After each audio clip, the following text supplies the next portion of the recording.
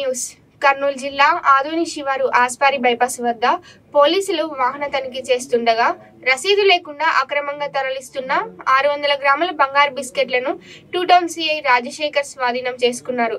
వాటితో పాటు ఒక సెల్ ఫోన్, కార్ సీజ్ చేశారు. వాహనాలు తనిఖీ చేస్తుండగా ఫజల్ అనే బంగారు వ్యాపారి వద్ద 6 బంగారు బిస్కెట్లు గుర్తించామని, వాటికి సంబంధించిన ఎటువంటి ఆధారాలు, బిల్లులు చూపించకపోవడంతో వాటిని స్వాధీనం చేసుకుని సంబంధిత ఇన్కమ్ ట్యాక్స్ అధికారులకు అప్పగించామని సిఐ తెలిపారు. వాటితో పాటు ఒక సెల్ ఫోన్, కారును కూడా సీజ్ చేశారు.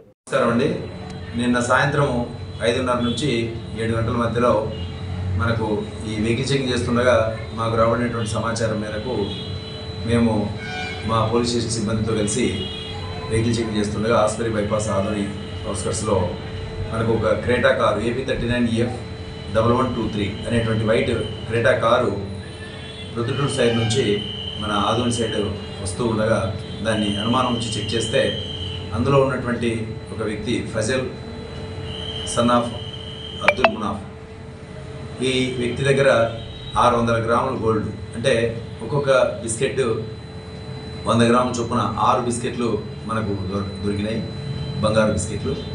వీటిని మనము తనిఖీ చేసినప్పుడు బిల్స్ ఏమీ లేకుండా తరలిస్తున్నారనేటువంటి ఉద్దేశంతో మనకు ఈ బిస్కెట్లను సీజ్ చేసి మనం ఇన్కమ్ ట్యాక్స్ వాళ్ళకి తదుపరి విచారణ నిమిత్తం పంపించడం జరిగింది.